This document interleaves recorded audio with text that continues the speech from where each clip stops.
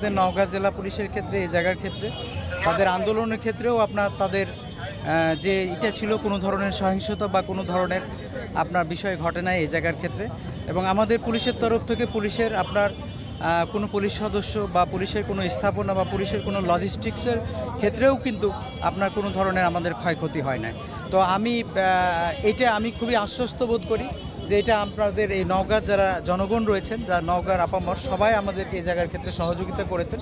কারণ অবস্থানগত কারণেই একটা হয়তো ভীতি বা একটা এই জায়গায় গোটা দেশে আপনার তৈরি হয়েছিল, কিন্তু নওগাঁ জেলার ক্ষেত্রে কখনোই আপনারা এটা হতে দেন নাই। তো আমি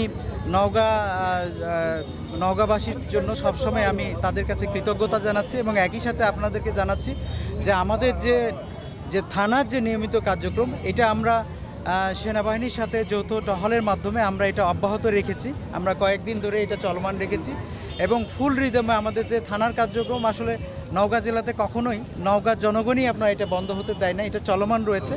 আর আমাদের একেবারে ইন্টেন্সিভলি মাঠ পর্যায়ে সব ধরনের আমাদের পেট্রোল ডিউটিগুলো এগুলো আমরা অপারেশনাল আমাদের চলমান রয়েছে।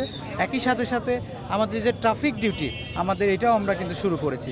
তো আমি আপনাদেরকে আশ্বস্ত করতে চাই, আমরা বলতে চাই যে নওগাঁর জনগণের জানমালের নিরাপত্তা বিধানের জন্য সর্বোচ্চ অগ্রাধিকার দিয়ে আমরা কাজ করে যাচ্ছি এবং কাজ করে যাব। আমাদের প্রতি আস্থা রাখতে পারেন, আমাদের প্রতি আমরা জনগণের জন্যই রয়েছি এবং জনগণের জন্যই আমরা কাজ করব। সকলে ভালো থাকবে।